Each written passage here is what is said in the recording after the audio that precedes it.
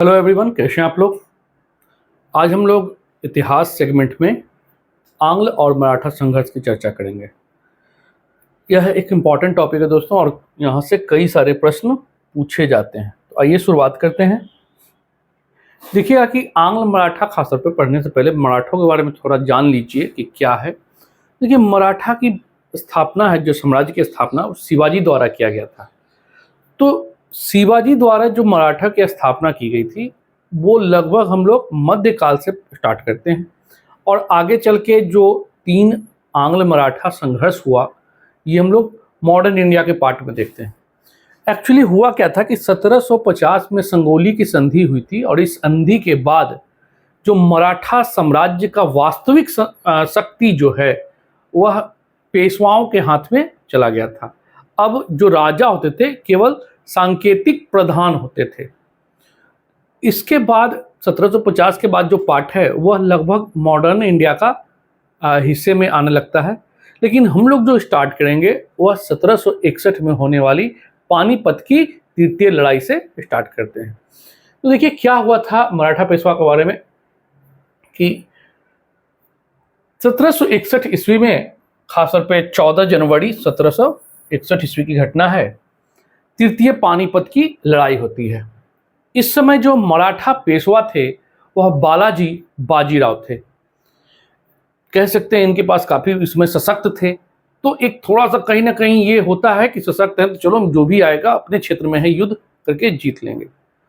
तो इन्होंने बस यही थोड़ी सी गलती कर दी, और पानीपत की तृतीय लड़ाई के लिए जो नेतृत्व है सेनापति के रूप में अपने नाबालिग पुत्र विश्वास राव को सेनापति बनाकर भेजा था, है ना। विश्वास राव को सेनापति बनाकर भेजा था। लेकिन जो मेन सेनापति के रूप में, या कह सकते हैं विश्वास राव के सहयोग के लिए, सदाशिव राव भाऊ को सेनापति बनाकर भेजा गया था। तो ये एक सांकेतिक प्रधान थे विश्वास राव। मूल जो अगर प्रश्न आता है कि वास्तविक सेनापति कौन थे, तो वास्तविक सेनापति सदाशिव राव भाऊ थे। इस तरह से मराठों की शक्ति गई थी। दूसरी ओर देखते हैं कि इस समय अफगानों ने आक्रमण किया था। तो अफगान के कमांडर इन चीफ थे अहमद शाह अब्दाली, और ये दुर्रानी एम्पायर के संस्थापक भी रहे, है ना, अफगान में। तो ये जो युद्ध होती है वो मराठा साम्राज्य और अफगानों के बीच युद्ध होता है जनवरी 14, 1761 में। इसमें स्वाभाविक है, हम लोग घटना जानते हैं कि अफगानों की जीत होती है। और इस युद्ध के बाद एक क्वेश्चन हमेशा पूछता है, इस युद्ध के दौरान कौन मराठा भाग गए थे मराठा शक्तियों में से। तो एक थे मल्हार राव होलकर, इन्होंने भाग निकले थे। ये क्वेश्चन पूछता है कि किसने सहयोग, या फिर कह सकते हैं कि पानीपत की तृतीय लड़ाई में किसने भाग नहीं लिया था। तो भाग नहीं लेने वाले थे मल्हार राव होलकर, ध्यान रखिएगा, ठीक है। फाइनली अहमद शाह अब्दाली की जीत होती है। इस जीत की जो सूचना है वह एक व्यापारी द्वारा बालाजी बाजीराव को दिया जाता है, और व्यापारी ने इस बात की सूचना जो है वो अपने शब्दों में, पहले हम व्यापार कर रहे हैं उस पॉइंट ऑफ व्यू से उन्होंने सूचना दी थी, संदेश दिया था। इसमें कहते थे कि 2 मोती विलीन हो गए। 2 मोती मतलब वही सेनापति जो थे विश्वास राव और सदाशिव राव भाऊ। तो 2 मोती विलीन हो गए, 22 सोने की मुहरें लुप्त हो गई, और चांदी तथा तांबे की तो गणना ही नहीं की जा सकती। इस प्रकार ये अपना संदेश बालाजी बाजीराव को देते हैं। इस पूरे युद्ध की घटना, जो पानीपत तृतीय जो युद्ध हुई थी, उसके प्रत्यक्षदर्शी आई विटनेस थे काशीराज पंडित। ये इंपॉर्टेंट क्वेश्चन है और कई बार पूछा गया है, काशीराज पंडित, ठीक है। एक पूछता है 1857 का प्रत्यक्षदर्शी, दूसरा पूछता है पानीपत तृतीय लड़ाई की प्रत्यक्षदर्शी, है ना।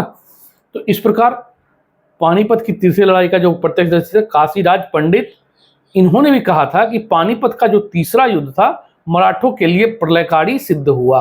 इनका ये स्टेटमेंट है, ये भी क्वेश्चन पूछा गया है। दूसरी ओर देखते हैं कि इस समय होता क्या है। तो अहमद शाह अब्दाली जब जीत कर जाने लगे थे तो उन्होंने दिल्ली में जो युद्ध हुई थी पानीपत के पास, तो उसका जो अपने रिप्रेजेंटेटिव जो है वो बना दिए थे नजीमुद्दौला। इन्होंने बड़ा युद्ध में भागी दिया था, इनका सहयोग दिया था, और कहा जाता है कि अहमद शाह अब्दाली को बुलाने वाले भी यही थे, नजीमुद्दौला। इनको अपना प्रतिनिधि बनाकर चले गए। दूसरी ओर मराठों में क्या हुआ पानीपत के युद्ध के बाद? तो मराठों में बालाजी को जैसे ये सूचना दी गई, बालाजी सदमे से उनकी मृत्यु हो गई, और इस प्रकार नए पेशवा बालाजी बाजीराव के पुत्र बनते हैं माधवराव प्रथम। यहाँ तक की घटना होती है। अब इसके बाद देखते हैं माधवराव प्रथम के बाद शासनकाल में क्या होता है। माधवराव जैसे ही शासक बनते हैं तो उस समय उनका जो कार्यकाल है 1761 से 72 के बीच में, और इस समय यह अवयस्क थे। तो भले ही माधवराव प्रथम को पेशवा बना दिया गया, लेकिन अवयस्क होने के कारण इनके संरक्षक नियुक्त किया गया, और संरक्षक नियुक्ति के रूप में रघुनाथ राव को नियुक्त किया गया। ये इंपॉर्टेंट है, याद रखिएगा, ये व्यक्ति रघुनाथ राव,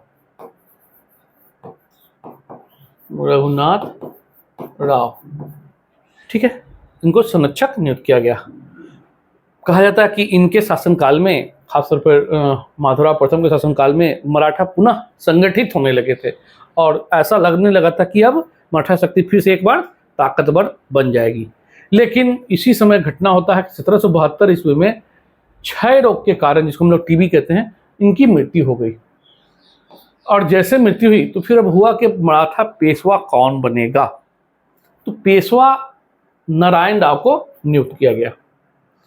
लेकिन रघुनाथ राव को ये लगता था कि चूंकि वो संरक्षक हैं, उनको बहुत अच्छी जानकारियां हैं इनके बारे में, तो मराठा पेशवा हमें बनाया जाए, और यहीं से कन्फ्लिक्ट पैदा होता है, और यही मराठा युद्ध के लिए, आंग्ल मराठा युद्ध के लिए एक कारण बनता है। देखिए होता क्या है इसमें कि जैसे रघुनाथ राव को नहीं बनाया गया पेशवा, तो इन्होंने नारायण राव की हत्या कर दी। अब स्वाभाविक है कि हत्या करने के बाद कहीं ना कहीं आप विरोधी बन जाते हैं, तो ये यहाँ से भाग निकले। अब हुआ कि फिर नारायण राव के बाद पेशवा कौन बनेगा? तो देखा गया कि माधवराव प्रथम के सबसे छोटे नाबालिग अल्पवयस्क पुत्र, जो नवजात थे, मतलब कहने वाले कुछ ही साल के होंगे, 2-3 साल के स्वस्थ में, माधव नारायण राव, उनको पेशवा नियुक्त किया गया।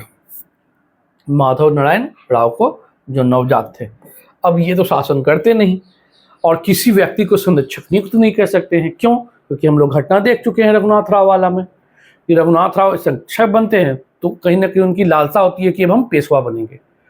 तो ये हुआ कि अब एक व्यक्ति को ना बनाकर एक संगठन बनाया जाए, और इस संगठन के लोग किसी एक व्यक्ति को सिलेक्ट करेंगे और वो पेशवा की सहायता करेंगे।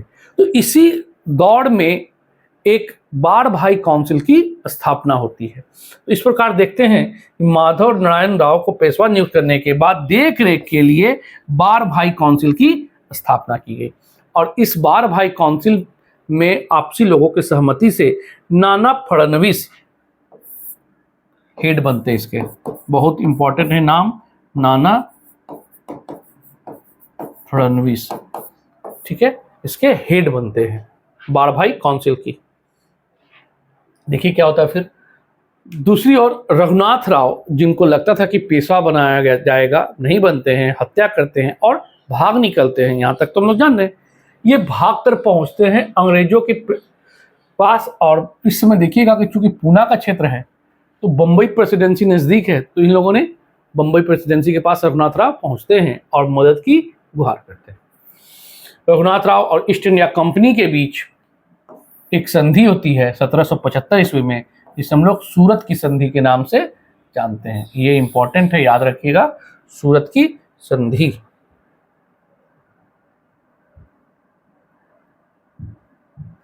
ठीक है। अब माधव नारायण राव जो पेशवा बनते हैं, और चूंकि नाना फडणवीस इनकी देख रेख करते हैं, इन्होंने भी अंग्रेज के पास गए और अंग्रेजों से मदद की बात करते हैं। क्यों? क्योंकि वहाँ तो मुंबई प्रेसिडेंसी जो है रघुनाथ राव को सपोर्ट कर रहे थे।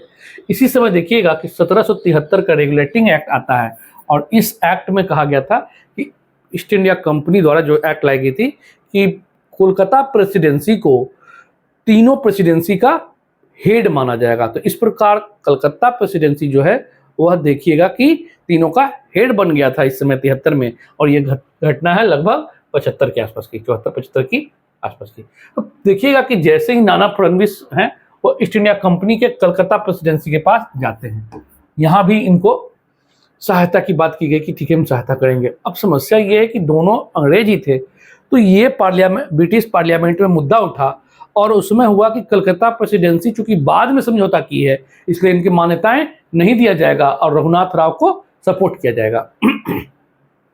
और नारायण राव जनाब फडणवीस के जो नेतृत्व में थे, याद रखिएगा 1776 में पुरंदर की संधि होती है इनके बीच। तो एक तरफ पुरंदर की संधि नाना फडणवीस और कलकत्ता प्रेसिडेंसी के बीच, 1775 में रघुनाथ राव और मुंबई प्रेसिडेंसी के बीच सूरत की संधि।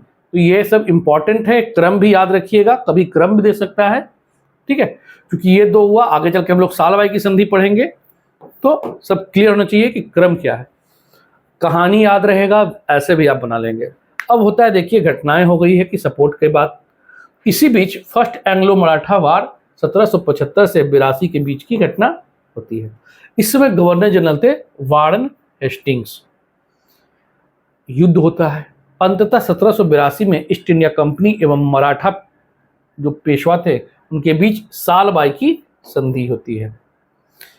इस समय संधि में जो सेनापति वगैरह थे वो ईस्ट इंडिया कंपनी के 1782 में जो सालबाई की संधि होती है, इस संधि पे दो हस्ताक्षर करने वाले व्यक्ति होते हैं, वो दोनों सेनापति हैं, डेविड एंडरसन और मराठा की तरफ से महदाजी सिंधे, या इन्हीं के नाम है महदाजी सिंधिया।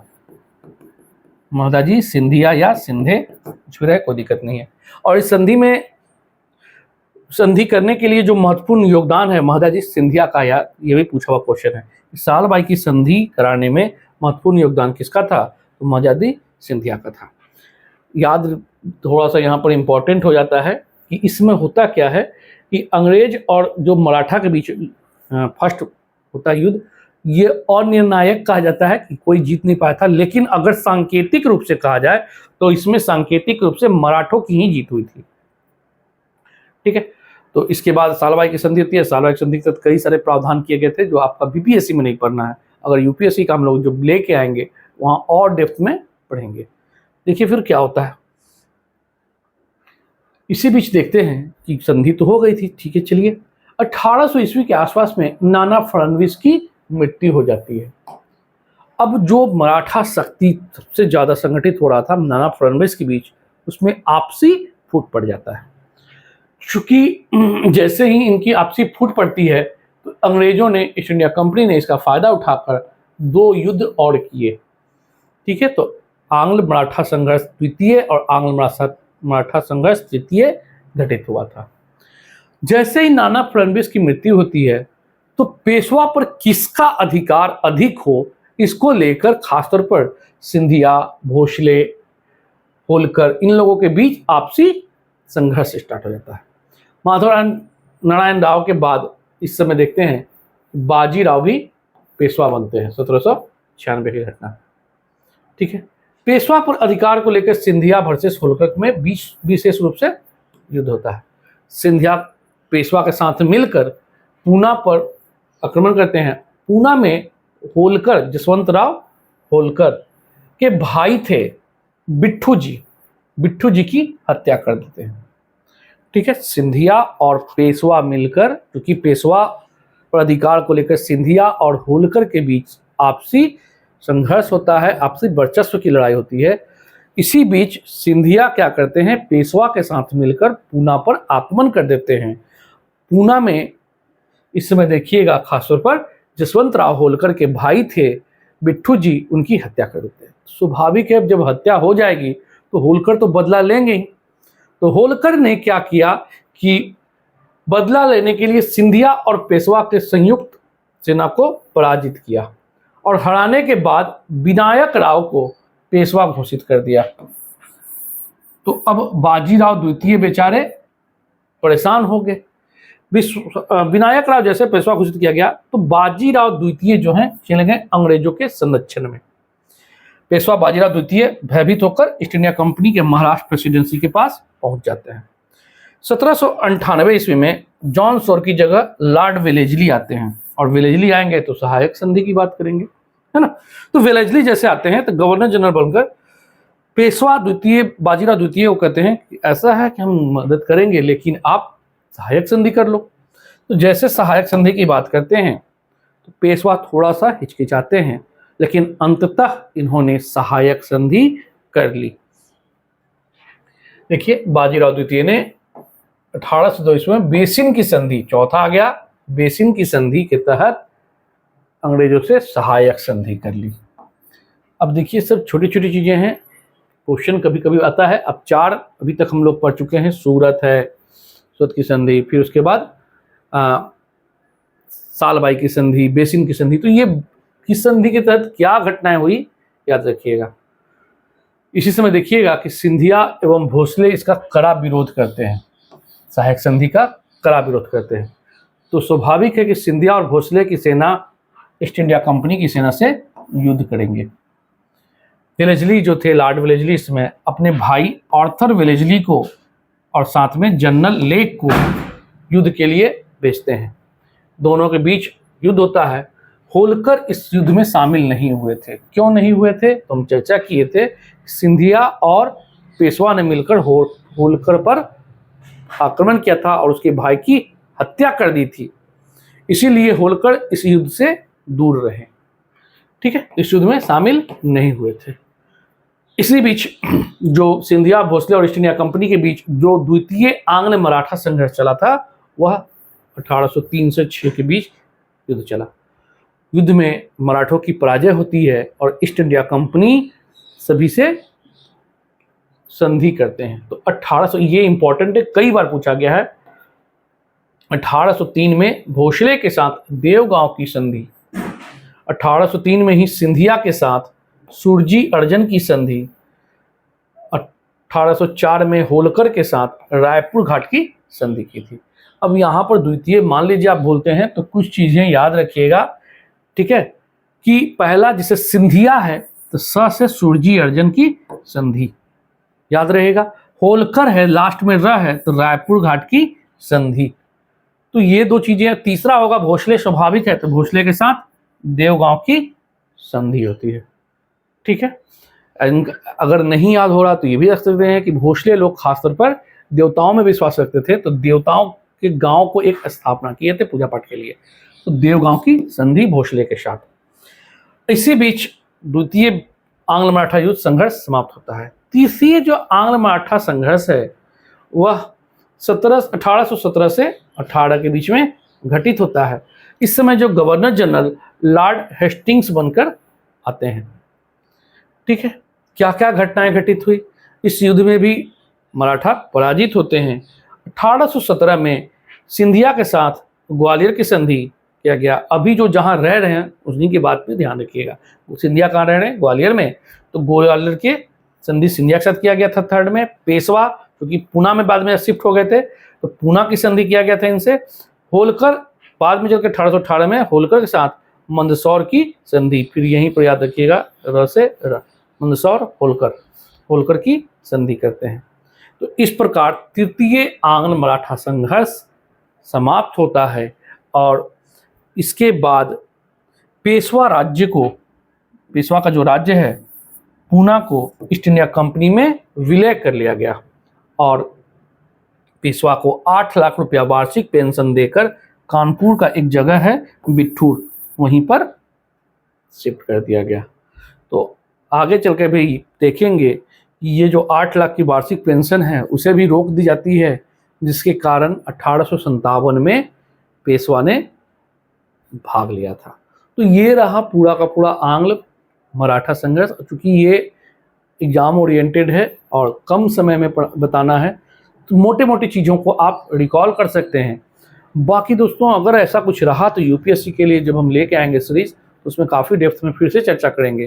तो अभी जो क्रैश कोर्स के पॉइंट ऑफ व्यू से जो वीडियो बनाई जा रही है। इसमें काफ़ी इंपॉर्टेंट, बस इतना पॉइंट याद रखिए तो आपसे एक भी प्रश्न यहाँ से नहीं छूटेंगे। तो चलिए दोस्तों, हम लोग नेक्स्ट वीडियो लेके आएंगे। अब 1857 वगैरह आर्थिक घटनाएं क्या क्या घटी, अब यहाँ से जो है वो मेन मॉडर्न इंडिया का पार्ट स्टार्ट होगा। इसके अलावा कुछ लोग कह रहे हैं सर PYQ के रूप में या फिर क्वेश्चन जो इंपॉर्टेंट है उसकी चर्चा कराएं, तो वो भी सीरीज हम जल्द स्टार्ट करने वाले हैं, 2-4 दिन 5 दिन के अंदर, क्योंकि अब इंटरव्यू जो हम लोग का बहुत हैक्टिक शेड्यूल था वो समाप्त होने को है। अब लगभग FAO वाले को बचा हुआ है, तो वो भी अब 2-4 दिन की कहानी है। 2-4 दिन के बाद जैसे हम फ्री होंगे तो आपका जो भी इंपॉर्टेंट टॉपिक PYQ के हो या फिर जो क्वेश्चन बनता हो उस पर, करेंट पर, सारे पे वीडियो लगातार लेके आएंगे। बस देखते रहिए, लाइक सब्सक्राइब करते रहिए। जल्द ही मिलते हैं नए वीडियो के साथ।